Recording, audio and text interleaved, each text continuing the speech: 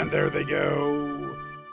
Welcome back to RacingNews.com. I'm Magic. In a field of 8 males 3 and up, will tackle a mile and an eighth on the Del Mar Dirt in Saturday's Grade 3 Native Diver Stakes. And here to help me preview the field is Aaron Halterman. Aaron, especially considering the Breeders' Cup was here just 2 weeks ago, this is a pretty impressive field as far as the size goes. The race has been more of an afterthought in recent years, so it's nice to see 8 of them show up. And, of course, anytime it's a dirt stakes route race in California, you know Bob Baffert's going to be involved, and he's got 3 entered in here. How do you see the Bafferts running in this race?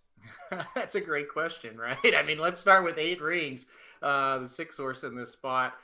2 weeks ago, we saw this horse at the Breeders' Cup. Got his brains beat out in the Breeders' Cup Dirt Mile by Life is Good at odds of 15-1. Did finish 4th, though. I mean, for 8 Rings, what he's been, we've made fun of him in the past. It's like, yeah, that wasn't a terrible performance. He looked 2 races back, 1 in gate-to-wire fashion at Santa Anita. So, I don't know. I don't think you wheel him back in the spot if you think he's going to run poorly if you're Bob Baffert. So I bet he shows up with a pretty good race. I think, honestly, out of the 3 Baffert runners, he's the one that you could probably rely on the most. You look one to his outside, number 7, Axeman.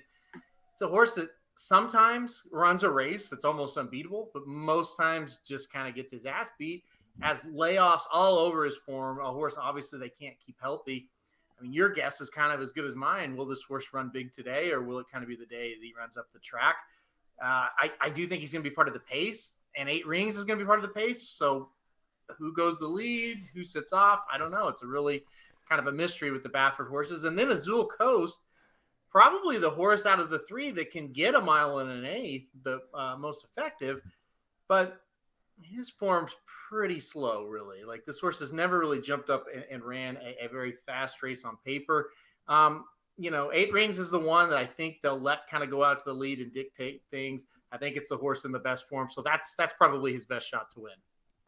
So we kind of know what most of these horses are going to be able to do at Del Mar. They've raced here before. Some of them have won here before. There's one newcomer to the West Coast, though, and that's Bal Harbour for trainer Greg Sacco. He hasn't won since November of 2018, but boy, does he really like to hit the board. You see on his form how often he hits second or third, and a lot of races that are pretty much just how this one's going to be setting up. So if I'm price hunting for a horse underneath that I want to key on, is Bal Harbour a good choice, or is there someone better? Well, I think Bal Harbour for underneath is a pretty good choice. I think it's interesting that he comes out here to Del Mar after running at Delaware and Monmouth, like you talked about. But November of 2018, right? Is that what you said? Last time his horses won? That's kind of a long time ago. So to be accurate, that's 3 years ago. So would not bet this horse to win. But as far as underneath, sure, I think Bal Harbour would make a little bit of sense, especially when you've got the Bafferts. They're going to take money. And they're all a little sketchy, let's be honest.